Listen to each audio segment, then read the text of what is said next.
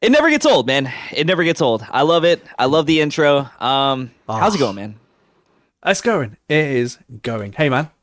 5 episodes in. Dude, We're almost at a full week. We've done a working week. yeah, you know what? Honestly, let's take the weekend off, reflect on our life choices, drown our podcast sorrows. 6 and 7 aren't releasing. We'll go straight into 8.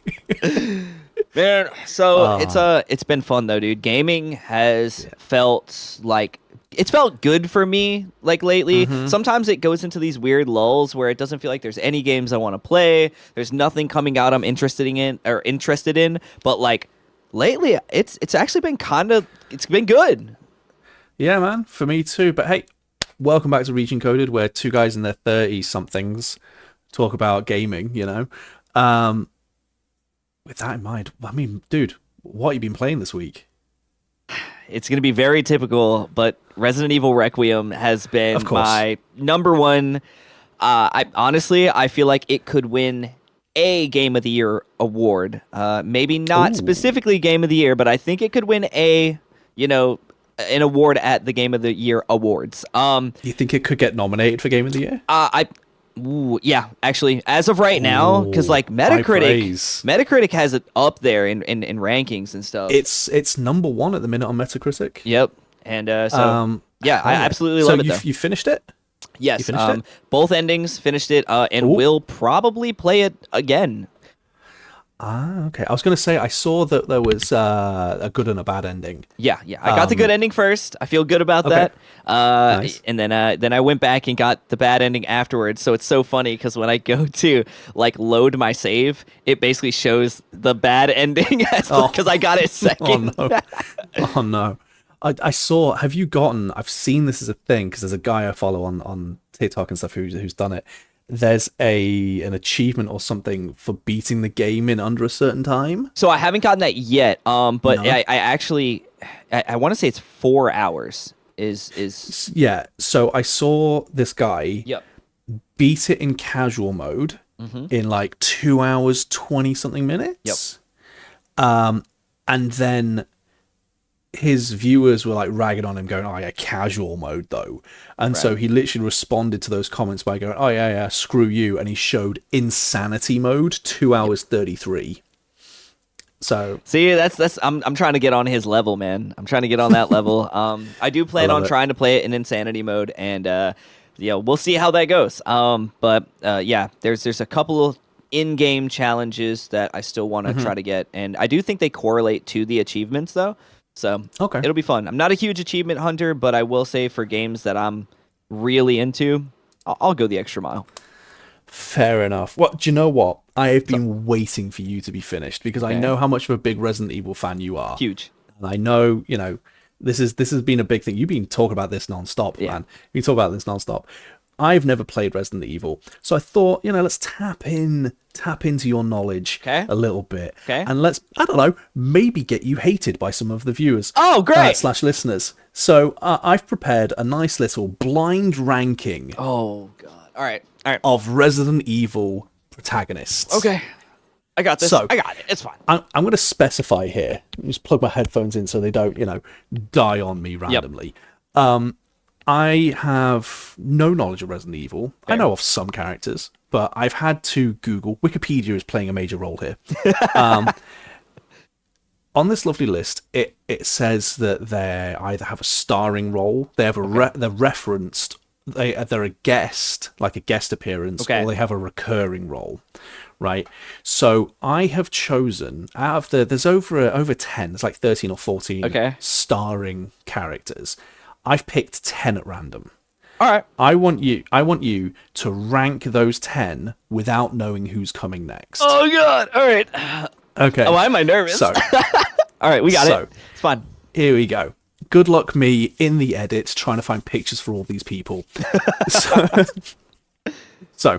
we'll start with our newest person, Grace Ashcroft. I actually think Grace is a fantastic protagonist. And so I am going to put her. But I will say I think she's kind of middle of the road based off of every. So I'm going to put her at 5. Grace in the middle. Okay, yeah, I'm gonna put her Grace at is 5. I think she's a good baseline, and the reason I say that is because I think that there are better, more interesting protagonists. I think there are worse protagonists, and I think that she is a great middle ground because she's not some superhuman or like crazy, like trained professional. She's just a regular girl, and so I like the fact that she is kind of on both ends of the spectrum. So 5. Right. Okay. Cool. We also don't know enough about her yet. We only got one game. Fair enough. Fair enough. Next, also a pretty new addition to the series, Ethan Winters. 10. Oh, he's the worst. I don't like Ethan. Why? All right, so dude, so many people are probably like just slamming their keyboards right now. But I don't like Ethan's personality, really. And so like I think that yes, he was like a regular guy and he was scared and stuff, but his personality honestly felt very flat to me, which is going to come back to bite me later when I rank some other characters. But yeah, for sure. I think there's a thing, right? There's like showing versus telling, right? And I think that through gameplay elements and like silent protagonists or damn near silent protagonists, we've gotten more almost character traits out of certain characters than we've gotten out of Ethan when he's been expressive. He feels very flat and very boring to me, and I think that Grace is a better like regular person protagonist than Ethan is. Okay. Interesting. Ethan at 10, Grace at 5. So you've used your middle slot and your worst slot. Yep. I'm going to the extremes. I'm loving how this is going. Is this going to be one? I don't know. I don't know any of these damn characters. Claire Redfield. Oh, what are you thinking? 4. 4. Yeah, I like Claire. I like Claire a lot. I honestly, I can't change it. I got to lock it in. I have to. I want to change it, but I said 4. I'm going to stick with it. I would rank her higher but if I didn't just say 4. But I'm going on instinct here. Instinct. Okay. Claire is a great protagonist. She's a great protagonist. She is, her whole reason for being in the games is, great. I mean, dude, like Resident Evil 2's been out since 1998. Look, she's looking for her brother. You know what I mean? Like, and so she goes to Raccoon City to find her brother. And like, honestly, I liked the dichotomy of, this regular person, trying to find her brother, and then Leon, who is a cop on his first day, and then Raccoon City, is what it is. And so it was cool. This guy who is a rookie and this girl who is, just trying to find her family in the mess. And so I think that she has noble cause, interesting motive, and it's just a cool character. Fair enough. Good to know. I know she's one of the OGs from Resident Evil 2. Yes, Resident Evil 2. So yeah, fun fact, she actually was not going to be in the game at first. When they were developing the game initially, it was a different character named Elza Walker, and she was in like a red racing suit, and it was just a different person. Okay, interesting. Right. Well, next, I've heard of some of these characters. Yeah. Like obviously, like I've heard of Claire. I've never heard of this person, Sherry Birkin. Sherry Birkin. Sherry Birkin, for those who don't know, is a Resident Evil 6 main character. One of she first starred in 2 as a character in the story, but she's a recurring character, playable character in 6. Yes, I would put Sherry at 6. No, 6. Yeah, fuck. I got to keep it at 6. I said it. All right, 6. Okay, 6. Why? I don't think that she has had enough like on-screen time as a playable character, and her on-screen time as a side character has been good. It's been good, but like she feels supplemental in a lot of instances. Okay, fair enough. She feels like a plot device, or like in addition to another character. Okay, well, how about then another Resi 6 character, Jake Muller? 9. 9? Ooh, why 9? Spoiler alert for a game that's like super old. Jake is Albert Wesker's son, and like he just feels like a fan fiction character. Like he was just thrown in to try to make an interesting plot when it just doesn't really make sense. Well, that's a really weird coincidence because Albert Wesker. Albert Wesker. Yeah. Oh. He's literally next on my list. I didn't even mean to do that. No, that's crazy. and I believe you because you don't know, right? So, no idea. I haven't taken up some of my my higher slots, but I kind of want to reserve them for certain characters that I'm not sure if we're gonna make it or not. So, I'm gonna say they might. I haven't said 7 yet. So you're gonna go for 7. Yeah, okay, unfortunately. Wow. I would like to put them higher. I would like to put them higher. I would, them. but I'm saving them for specific characters that I hope come through. But I will say I'm trying really hard to not just pick like the 5 Resident Evil 6 main characters. Yeah, understandable. There's so many. I want to rank him higher. I'll admit that, but I'm gonna put him at 7. And I think that maybe I would have ranked him higher had they not brought him back so many times. Like, eventually it comes to a point where you're like, okay, dude, we get it. You know what I mean? Like, well, so according to this, he's in the first game. Yes. He appears in, it said CV? Yeah, Code Veronica. Code Veronica. He's a guest in 4, he's a guest in 0, and he's starring in 5. Yeah. So, I mean, yeah, he's in a lot. He's a character that they do return. You know, like, look, everyone knows he's a bad guy at this point. Look, you know when, like, I didn't, but okay. It's fine. It's not the world's biggest shocker, but like you know when they have like a villain and you're like they're dead, and then they're like, but wait, no, they're not, wait. and then like they're but like, I okay, saw you. Yeah, but surely this time they're dead, and it's like, like it's honestly at some point I will say he's a very cool character, but eventually it's like, bro, we get it. Okay. So the last 4. I mean, there's a few. I've tried to pick ones for the last 4 that I'm like, I know these people. Yeah. And if I know them, it's gonna be a bitch for you to rank them. Right. Right. So we're starting with Rebecca Chambers. I like Rebecca. I like Rebecca a lot. But she's only in 0, and she is a recurring role in 1. Yes. And while I really like Rebecca, like as a character, I mean, she kind of has like that same sort of thing where it's like almost like Sherry Birkin, right? But I think that she's a better character than Sherry Birkin, but I can't rank her higher because I put Sherry in that slot. And as soon as I put Sherry in that slot, I was like, dang, I should have put Rebecca here. I will say you only have 1, 2, 3, and 8 left. So I'm gonna put Rebecca in 8. Oh, okay. Well, I tried to trip you up, but honestly, these are like the 3 that I'm like, I know these 3. Okay. So like, I don't know how you're going to rank these 1, 2, and 3. But here we go. Jill Valentine. 2. Instantly 2. Yeah. I love Jill Valentine as a character. She was the first Resident Evil character that I ever saw as like a playable character. So like it's like a lot of nostalgia. I think that she is like a badass, and like she looks so cool in Resident Evil 3. And she has a couple other games that she appears in that I just had such a great time playing as this character. And to me, she is like Resident Evil, like as far as like a character goes, because she was my introduction to the series as a protagonist. That's fair. She's one of the main protagonists for the first game, right? Yes. Yeah, she is the protagonist that you play on in what like, so depending on what protagonist actually changes your difficulty level. And she is the easy mode protagonist. She's the easy mode. Okay. So the next one is, I mean, I've been seeing videos of people thirsting over this man, Leon Kennedy. He's himself. number 1. He's number 1, bro. He's number 1. He's the goat. Number 1. He's the goat. Leon's number 1. He is the goat, bro. And I don't regret that at all. Like Resident Evil 4 was the first Resident Evil that I personally played through by myself. Like I had witnessed my dad playing Resident Evil a lot growing up, and that's where my love for it came from.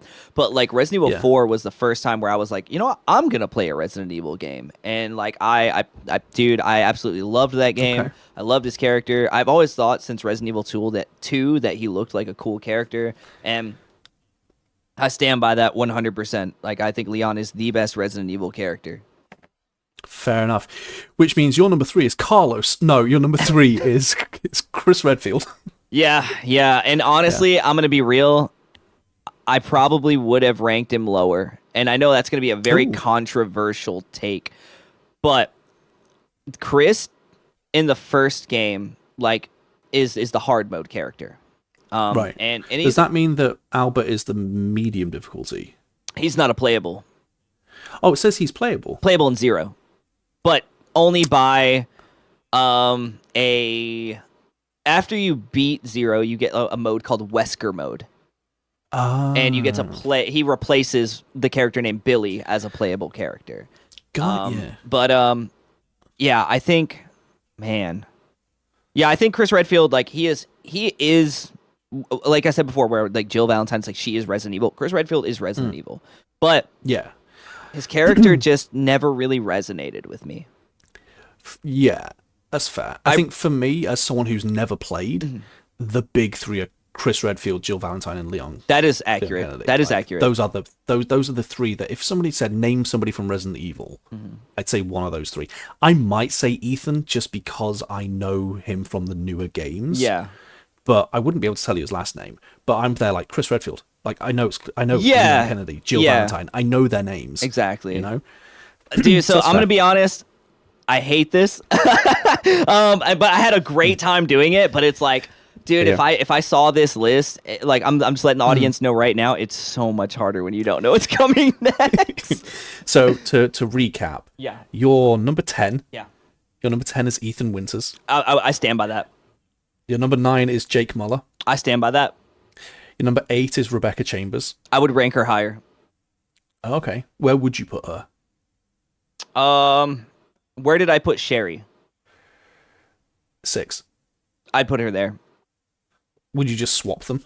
I think either that. I would either swap Sherry or Grace with.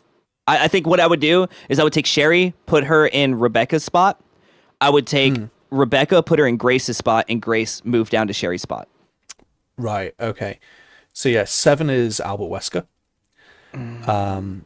You know what, man?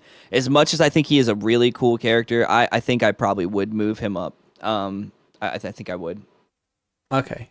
Sherry is 6. Yep. Grace is 5. That Grace being 5, that's big. I praise think for she a is brand new actually character. a great character. Like actually, like even though this is her starring role, her voice actress crushed it. Her motives are great. Her design is a good design. I mean, everybody in Resident Evil is just like a regular person outside of the monsters. I mean, man, top 5 on your first outing. That's impressive. She's good. Honestly, I would move her down like not knowing like who was 6. coming, but I think I would probably move her down to like 6. Yeah. Okay. And then you've got Claire Redfield at 4, Chris Redfield at 3, and then Jill at 2, and Leon. I would slop. What? I'm sorry. I would swap Claire and Chris. Okay, so you'd have Chris at 4. I would. I would. I think I like Claire more than I like Chris at the end of the day. But I respect Chris. He just doesn't resonate with me. Okay, fair enough. Well, it's fun. I enjoyed that. No, that was really fun. It was stressful, low key, dude. That was good. I like that. But since now I know going in. Well, I mean, now I know going in that if I ever play the games, Ethan is the worst. For me personally, you might like him, but for me, I just don't really vibe with him. And I will admit, like, part of that is he was the new guy, right? But he's also 7 and 8, right? Yeah, he was the new guy when 7 came out, and while I love the environment and the enemies of 7, I just did not resonate with Ethan. And I kind of understood his motive, but it just didn't hit me. Whereas with Grace, like, the way they delivered her, and even though she's like the new character, the way they delivered her and her personality and the way that she moved and everything was just leagues beyond how they introduced Ethan. Okay. That's fair. But hey, that being said, I'm glad you enjoyed it. I did. I enjoyed it. But that being said, what have you been playing? Do I want to eat my hat before or after I say it? Well, I don't know, because I might also end up eating a hat. Do you have the same shame I have? It depends. Shall I show my shame when you show your shame? Yeah, I'll show you mine if you show me yours. I'll show you mine if you show me. All right, do you have it physically with you? On the count of 3, I do. I have it right here. On the count of 3. All right, ready? 1, 2, 3.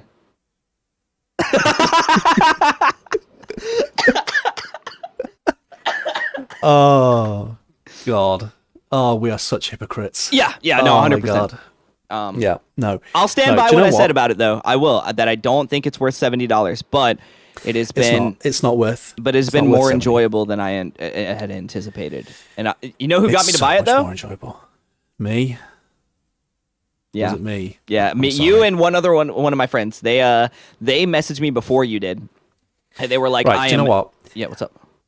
I have an argument. Okay, go ahead. Yeah, no, I like it. My biggest platform thing that I do is Pokemon. I have to play it. You have a reason. I mean, it's a bit of a cop-out, but I'll take it.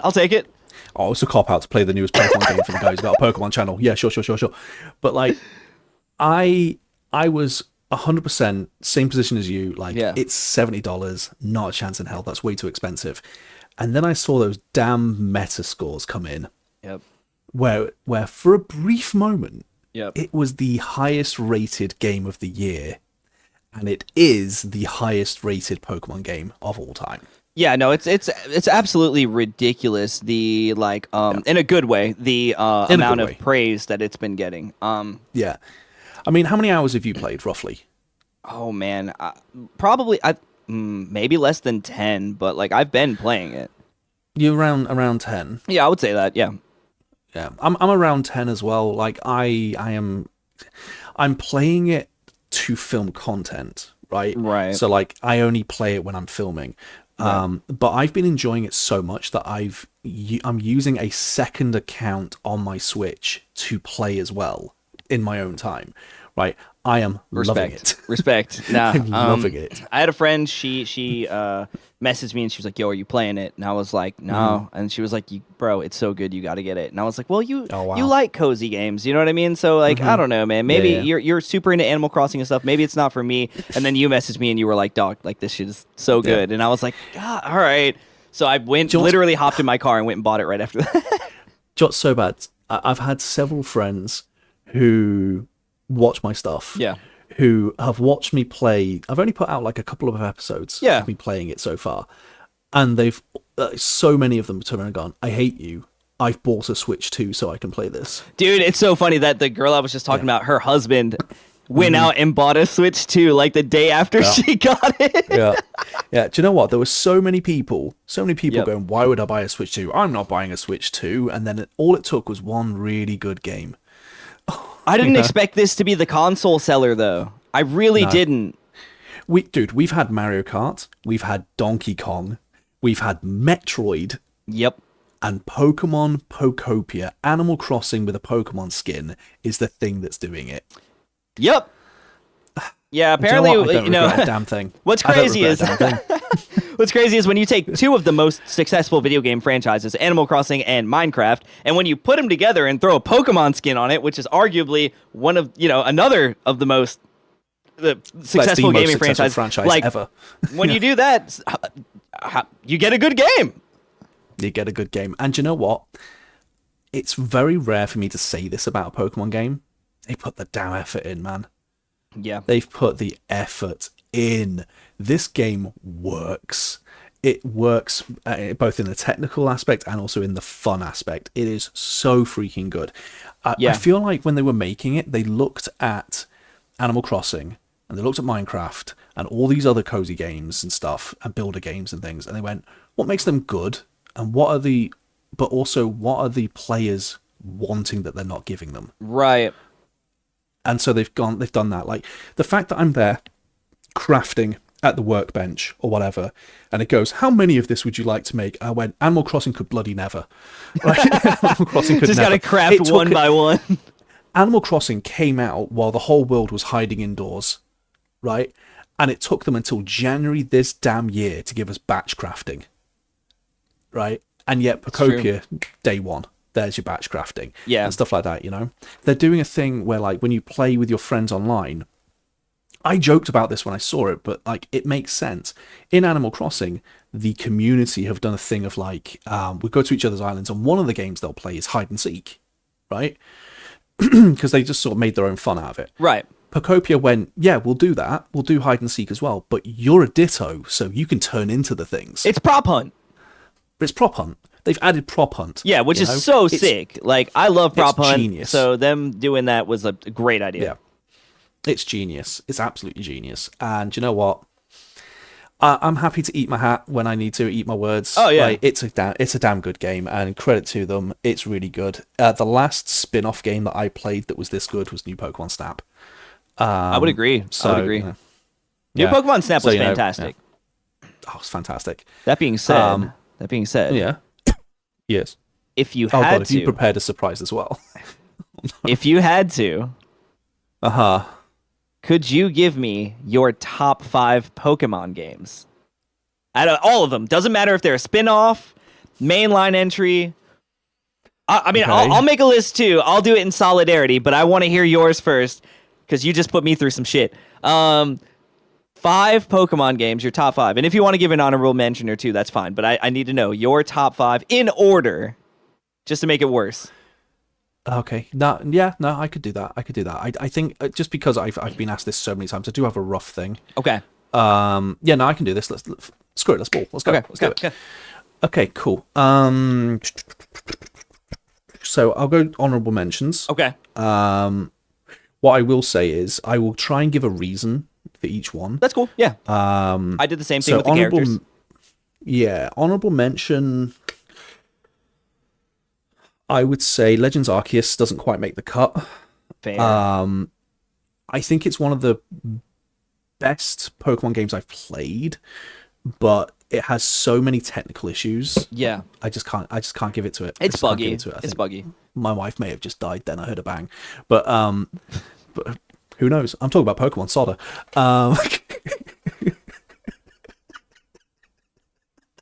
Holy shit. I'm joking. She's fine. She's fine.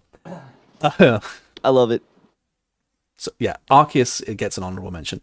Pokemon Emerald gets an honorable mention. I think it's a really solid game, but I don't think it's top 5. Okay. To quote, is it IGN 7.8? Too much water. Out of water. Yeah. Or 7.8 out of 10. Too much water. Yeah.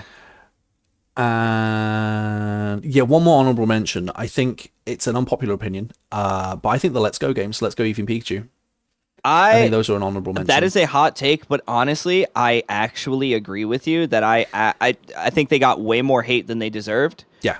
I think they were actually decent games. Yeah.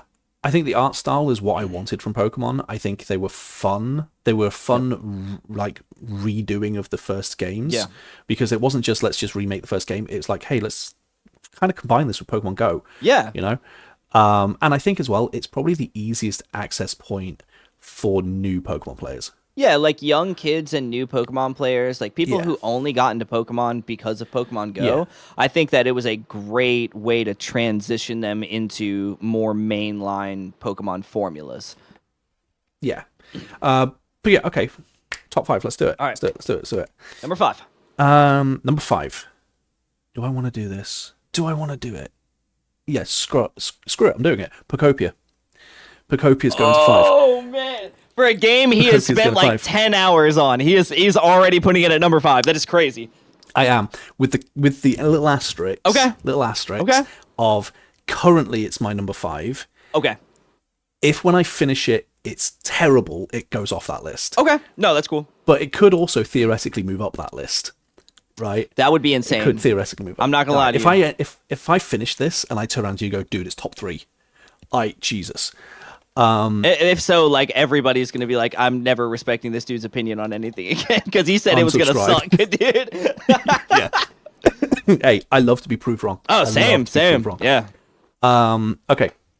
Number 4. God, I've just got so many unpopular opinions. Ultra Sun and Moon. Ultra Sun and Moon. I know they're not a very popular game. The 1-hour tutorial is painful, but I will say so many people complain about the fact that Ultra Sun and Moon has a really long tutorial. Have you seen Sword and Shield? Have you seen Scarlet and Violet? Have you seen X and Y? ZA. They all have long tutorials. They do. Man. And it's a problem with Pokemon games in general. It's a problem with people Pokemon games. Ragging on ZA. People ragging on ZA for how long the tutorial is. Yeah. You know? Yeah. It's just a thing. I will say, like, I wouldn't have put it on my top 5. While I understand it, and I do like some of the mechanics, I don't think I could put it in the top 5. But I get it. That's fair. For me, I loved the whole aspect of it. Of like, there's no gyms, but there's kind of gyms with like the kahunas and the trials and all that kind of thing. That's a highlight. I thought that was fun. I liked the little mini games like the mantine surfing and stuff like that. The Z moves were fun, but like but they weren't the highlight. I didn't really. But then the wormhole thing, where you can travel through the wormholes and all that kind of thing, that was fun. Ultra Necrozma genuinely was one of the hardest fights I've ever had in Pokemon. Okay. One of the hardest. Don't get me wrong, first tried it because come on, it's me, you know. But like, fair. but no, like it's still very hard. Yeah. So you know that's up there with like Brilliant Diamond, Shining Pearl, Cynthia, and like post game Legends Arceus secret final boss. You know, right? Like, it's like it's one of those. Like they're really difficult. So yeah, I like it. I think it's really good. I do think it was a bit scummy of them to do Sun and Moon and then almost immediately do Ultra Sun and Moon. I mean, it's something they've done for years, though, right? Where it's like red, yellow, or red, blue, and then yellow, and gold, silver, then crystal. This time they just did 2 versions. Yeah. A game that I've been told I should play, by the way, is Pokemon Ranger. I've never played it. I would love to put this on my list because I've heard nothing but praise for it. I've never touched Pokemon Ranger. So I actually have not played Ranger. It's one of the only like Pokemon games I haven't played, but I have heard good things about it, and so I do want to try it. I'm just saying that because I know there's going to be people going, he's not saying Stadium, he's not saying Ranger. I've not played them. I didn't have the consoles as a kid, so I've not been able to like play a lot of the spin-offs. But that being said, my number 2 is a spin-off. Oh? It is the new Pokemon Snap. Based opinion. It's new Pokemon Snap. It's good! Because, goddamn, that is a good game. It's good! That is a good game. It is fun. Do you know what? Right, okay, it's just a rail shooter where you just take pictures of Pokemon. Yeah, well, it's got a fleshed out story. It's got fun little mechanics in it. Yep. It's got minimal, but it's got a little bit of voice acting. Pokemon with voice acting? My God. Right, it's a little bit. It's not really voice acting. It's more like, what? Text, you know. It's one of those. Dude, they had Pokemon with like voice acting on the Nintendo 64. What are we doing? Like, let's keep it going. But like, speaking of the Nintendo 64, the original Snap, you know, is good. It's good. But new Pokemon Snap, it's such a good sequel. It's so fleshed out. It's very pretty. It works perfectly. There's so many hidden things. There's so many hidden legendaries and mythicals and stuff like that that you can find by triggering events and things like that. It's so good. It's so good. It's one of those where, like, if people haven't played it, it's one that I go, you should play that. If you'd like Pokemon, play it, you know? And then my number 1, which I don't think is going to come as... It's not going to come as a surprise to you because it's one of the few things that we both agree on. Yeah. And yet everybody else is like, what? Black and White. Yeah. No, I mean... Black and White. It's number 1. Immense W there. It's number 1. I will die on the hill. Oh, same. That Pokemon Black and White is the best generational game we've had. It's the best one. Yeah. It's just the best one. The fact that the New York Symphony Orchestra did the music, the fact that the game looks the best it has out of like the pixel 3D Pokemon. You know, before they sort of went like to consoles and stuff like that. Yeah. I think that's the best it's been. The Team Plasma, oh my God, man. Team Plasma were the best, like Team Plasma were the first evil team where I was like, this is like Team Rocket level good. Yeah, you know? No, dude, they were probably the best like crime syndicate out of Pokemon. And honestly, there was a weird, like, I think they almost like presented a moral dilemma. And that's what was so good about it, right? Where like there's a part of you that understands the bad guy. 100%. And then, speaking of the bad guy, he's probably one of the best bad guys we've had in Pokemon. No doubt, dude.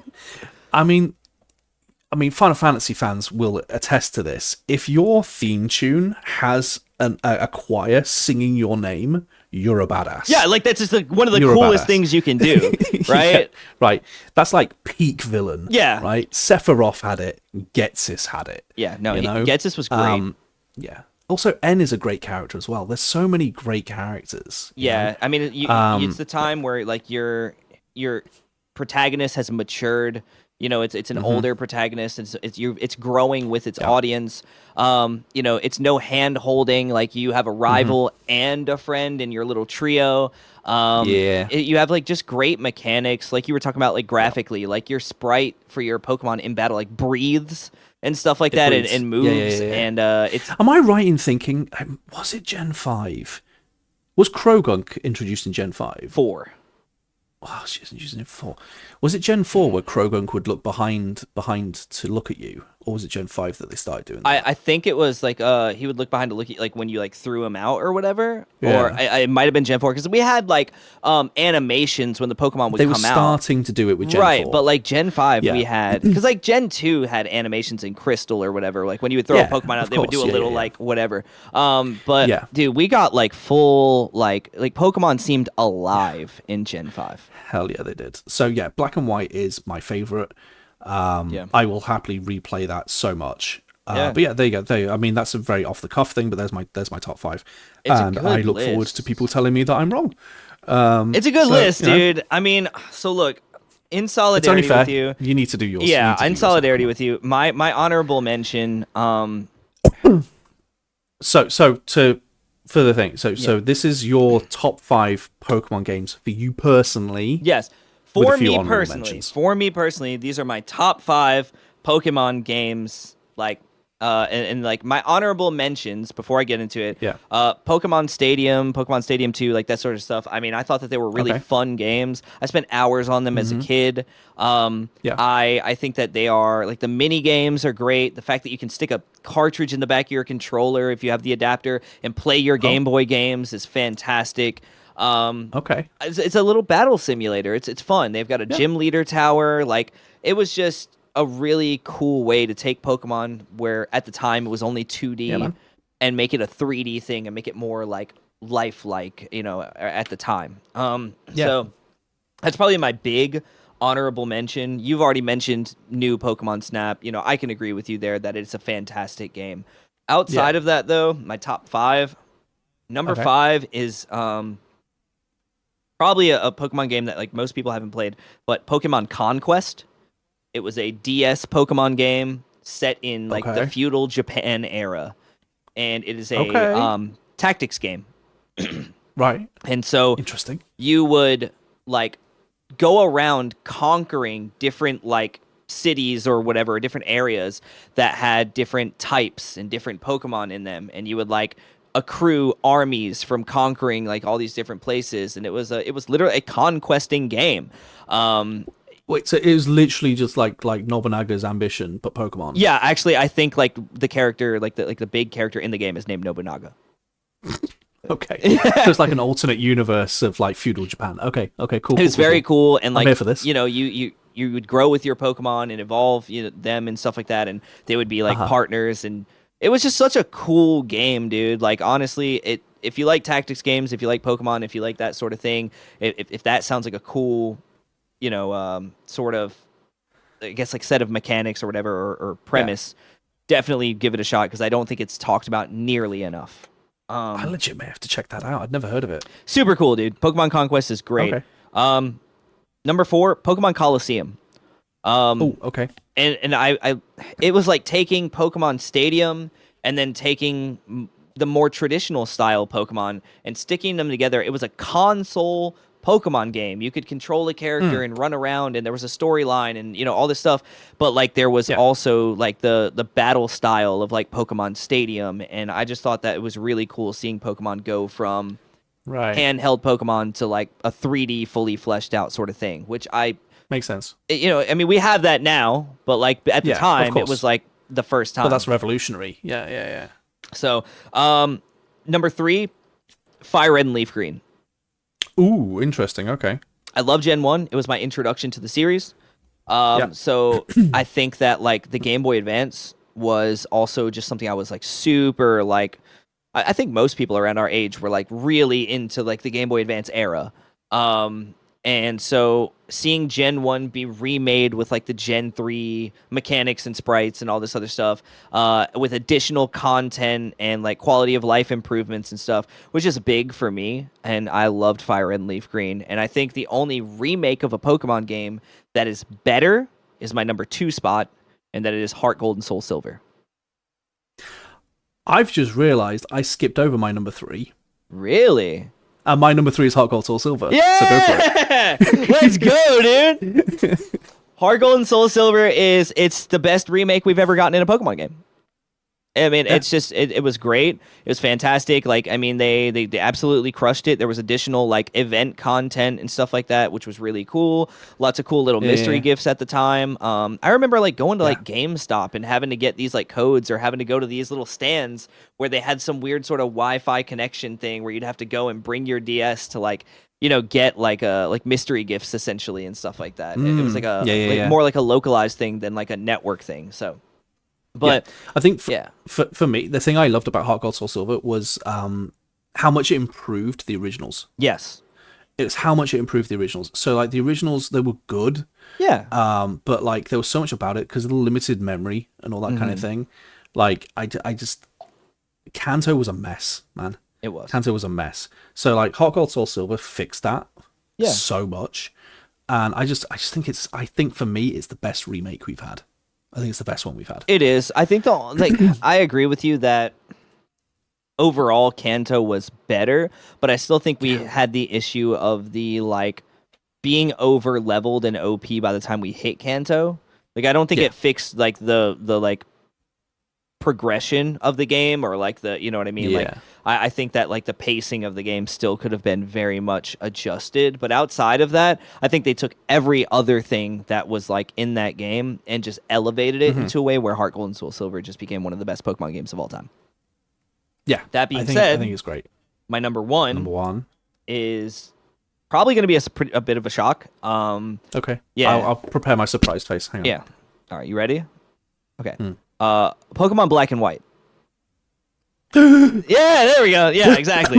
Yeah, I knew it'd get you, bro. My God, I am shooketh, dude. It's literally like just the best. I can't. It was, dude, like no cheap gimmicks in battle, like Z moves or megas or whatever. Like we got some amazing Pokemon. Like I mean, I know like Trubbish and Vanilla, like whatever, dude. Like. We've had Gen 1 had slime. Yeah, we had weak Pokemon designs since Gen 1. And honestly, I love Trubbish. Dude, just real talk, like it was a great game. It was so fun. It was challenging. There were cool mechanics. There were like rotation battles, something we've never seen since, you know, stuff like that. Oh, dude, like I love rotation battles. Just like really interesting battle styles and different mechanics that like were just really cool and unique to that game. I loved rotation battles. I loved the 3v3s. Yep.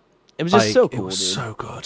So cool, man. Gen 5, like, absolutely amazing. Also, having to beat the game with its regional decks and only having those Pokemon available to you before you got the national decks unlocked after you beat the game was great because it forced you to use new Pokemon. Like we've talked about this before, that it was kind of like, I don't know if we talk about it here, but like amongst ourselves, that like it was like a soft reboot to the series in a sense. Yeah. It was like a refresh to Pokemon, and that it needed it, and I think it did everything right. And I absolutely adore Gen 5. Yeah, Gen 5 is phenomenal. Look, all I'm saying is on the top of that hill, there's going to be 2 graves. Like there's 2 graves. Me and you right next to each other, both of us going 5. Yeah, exactly. Just high-fiving. High-fiving for Gen 5, yeah. Yeah, while a group of Trubbish start eating our graves, you know, like, because they're just there. Like, it's wild. I think Gen 5 is very underappreciated. I think it's starting to have a little bit of a turn. I think I've noticed it. It's got I've always been there sort of like dying on the hill going Gen 5 is awesome, and then in the last sort of couple of years I've noticed people have started, it's almost become like the thing to say Gen 5 is the best gen or is a really good gen. Yeah. Or something like that. It's like, no. You don't get to say that. You don't get to say that. You weren't there. You weren't there for the last decade going like, Gen 5's great, and everyone going, oh, shut up, you don't know shit. Yeah, dude. Gen 5 is awesome. Dude, I've known Ball for years, obviously. Yeah. Like, you guys are just getting Ball knowledge. Get out of here. You're just jumping on the hype train because everyone wants Gen 5 remastered because it's Gen 5. Oh my god, I would love a Gen 5 remake, dude. I would be so excited.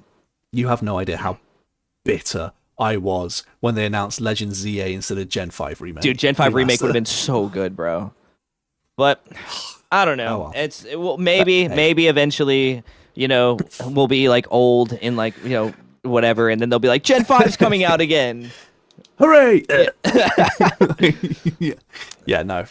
I want Gen 5 so badly, man. Yep. But hey, I mean, Pokemon clearly know what they're doing. Most successful franchise of all time. Yeah. It's got dozens of games, man. Yeah. We could have done a top 20. We could have. I think honestly, easily. in a weird way, I feel like it would have been harder because there would have just been more games. Yeah. But I don't know. We could have done a top 20 with ease. It would have been hard to place them, but we could easily come up with 20. There's just so many games, man. There's so much to choose from. But in the top 5, man, I feel pretty confident with the choices. And there seems to be a significant amount of like pretty close overlap. So, and you know what? What continues to impress me, is that Pokemon can be such a mega success despite being exclusive to one console. True. It's exclusive to one console. Well, a lot of stuff's about to start becoming more exclusive to one console, too. You knew where I was going. Yeah. You knew where I was going because PlayStation have announced that they're only PlayStation games now. Yep. Like, PS5 exclusives are back. Yeah, well, I mean, Xbox announced that they were doing like a PC console hybrid. So, of course, with Xbox having already overlapped on PC with Steam and Game Pass, it's now like, well, that's going to be like, it's almost a given that that's going to happen on their hybrid. Right. So PlayStation has to walk back on having exclusives be available on PC. Absolutely. I mean, let's very easily connect the dots here. Xbox have announced their new console. It's confirmed that it's going to have Steam on it. What games have been put on Steam? PlayStation exclusives. That would mean that Xbox would automatically get access to PlayStation exclusives.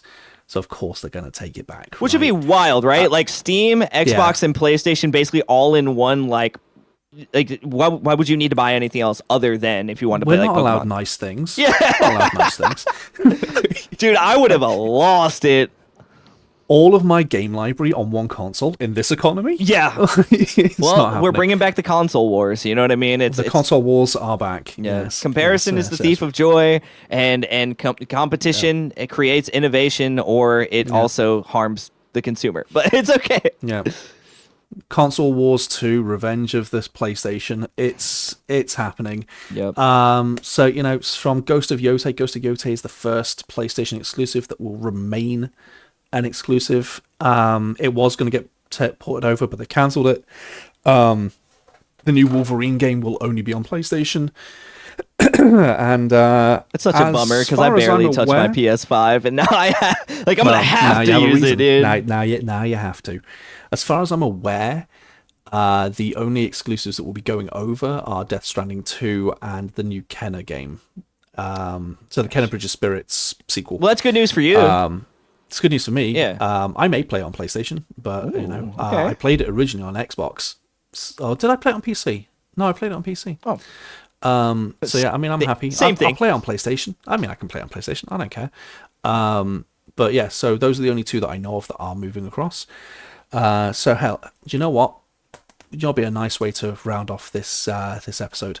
What's really up? Nice way to honor the fact that the console wars are returning. Okay. And that PlayStation exclusives have been made exclusive again. Yes. Why don't we just cherry pick our 3 favorite PlayStation exclusives, modern PlayStation Modern. exclusives. Okay. I was about to say, oh god. All right, modern. Modern. That makes it easier. We ain't Crash Bandicooting this. That makes it easier. Like, we're not doing that. But let's say they're on PS5. They maybe have been on PS4, but they're on PS5. Okay. You know. Does we'll do like that. things that were like a timed exclusive still count? Like if it maybe like was on PlayStation for like a year, but then got ported to like PC or Xbox eventually, do those still count? Yeah, as long as it started exclusive to PlayStation. Yeah. Okay, that makes it so much easier. Yeah. Okay. I know one immediately. Okay, let's do one. Okay, let's do that. My first one, Rise of the Ronin. Ooh. Yeah, I actually I've heard of it. I've not played it. Absolutely adored it, and I don't like Souls-like games, but that's Team Ninja, right? Yeah, and I'm a big Team Ninja fan. Okay. So like, while I was not in love with the idea that it was going to be kind of like that Souls-like sort of thing, I was like, you know what? I'll give it a shot.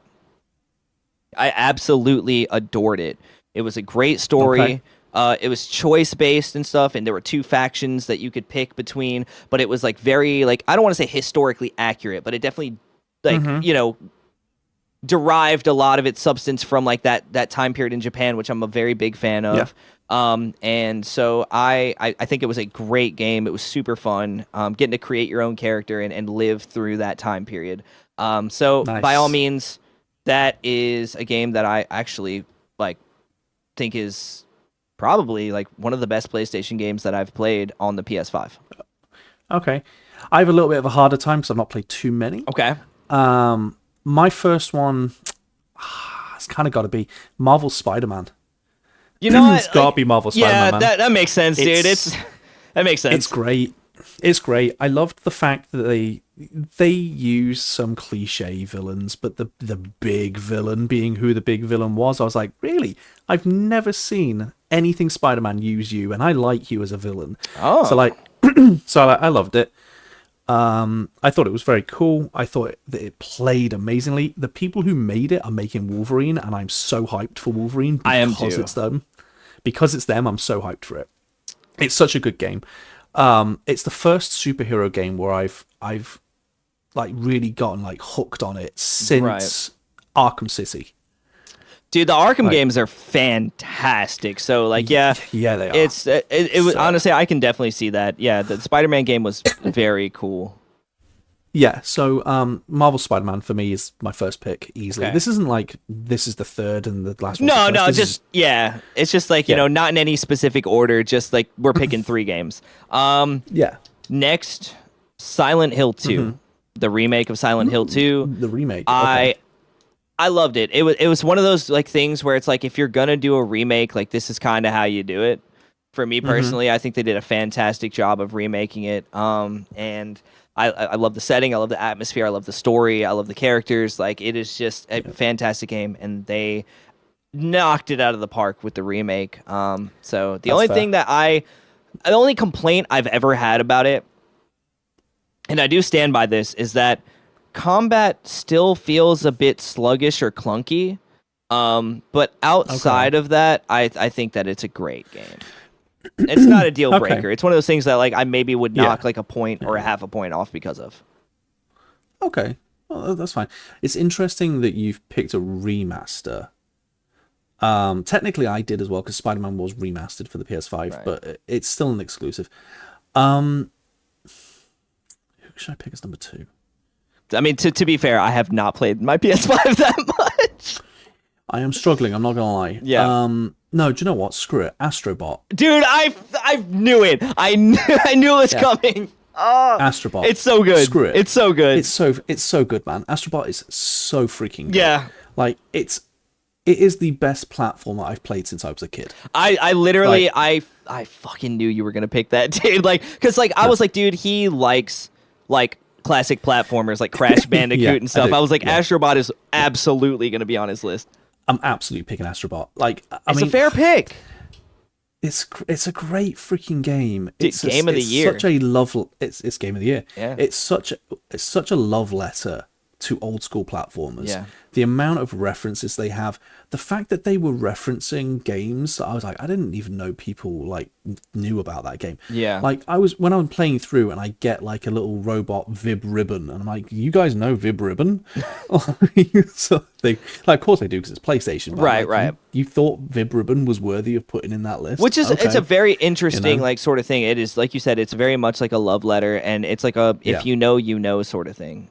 Right. So it's a phenomenal game. It plays spectacularly.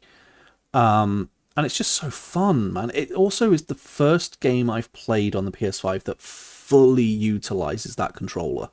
Yeah, like it definitely takes advantage of like the mechanics and the new features for sure. Yeah. Yeah.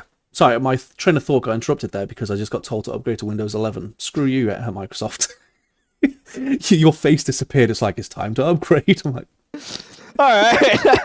Microsoft is trying to erase me from existence. Microsoft heard we were talking good things about Sony. Yep. Well, all right. My number 3 is kind of an interesting one because it's kind of like a short game, like a demo almost, but it is like a promotional sort of material. And it was exclusive. It's called Silent Hill. What is it? The Short Message, I think it's called. 2 Silent Hills. It's called The Short Message, and it's a fantastic narrative. It is sad. Okay. It is dark. It is beautifully written. It is fun. Atmosphere is insane, and I think that like it is. It's a really great like little, I guess like game, but like it's just really short sort of thing. Yeah. But it's great, and I would definitely put it pretty high up because it's one of those like quality over quantity. Like it's not a lot of hours, but it hits hard. That's fair, man. That's fair. I mean, before I say my last one, I will say shout out to PlayStation. It does have some damn good exclusives, you know. Yes. Just because I've not said these other games, it doesn't mean they're not good. I've either not played them or I've just maybe they just didn't resonate with me as much. I mean, you know, we've had like Demon Souls remaster, we've had the Final Fantasy VII remakes. Yeah, you know, we've had Spider-Man 2, Miles Morales. You know, we've had Stellar Blade. Like we've had the Ghost series, Ghost of Tsushima, and Yote. The Last of Us. You know, we've had all these different things. The Last of Us and The Last of Us and The Last of Us. But for me, God of War. God of War is my last Deserved. one. Deserved. I haven't played Ragnarok yet. It's on my list, but God of War, boy, it's just so good. I was tempted to throw in a joke about Forspoken being my number one. But I realized I in fact could not move shit with my mind. So I didn't. Oh man. Look, every diamond has a little chip in it somewhere, you know? Yep. Yeah, for me, God of War, it was such a masterful reboot of a series. The fact that they decided to take a hack and slash game where you're literally just this badass who's going around killing things, to going, yes, but what if he had feelings? Right. You know, that sort of thing. I mean, I know he has feelings in the originals, but like the fact that they've done like, yeah, no, this is an older and calmer sort of like he's trying to be better for this child than he was for the original child, kind of thing. Like, it's so good. It's so good. I can't wait to play Ragnarok, and apparently there's theoretically a third one coming. I don't know. But like, it's so good, man. So you know, hey, PlayStation, man, they're exclusive again. No, and I mean, like, again. Look, we throw shade on everybody. You know what I mean? We throw shade on Nintendo. We throw shade on Xbox. We throw shade on PlayStation. I mean, there's no brand loyalty, but we do praise them when they do things well. Yeah. And at this point, like, I know we talk about Xbox a lot because both of us utilize Game Pass a lot, as streamers, content creators, etc. Like Game Pass really just makes it very easy. But it does. I mean, outside of that, I mean, I still am glad I have the PlayStation, and I have enjoyed the games that I've played on it. Unfortunately, I just haven't utilized it as much because more things have either caught my attention or resonated with me on other platforms. Yeah. Yeah, no, I agree. For me, I think it's potentially a good thing that it's going fully exclusive. But Yeah. I part of me is there like, I really hope they utilize PlayStation Plus more with it.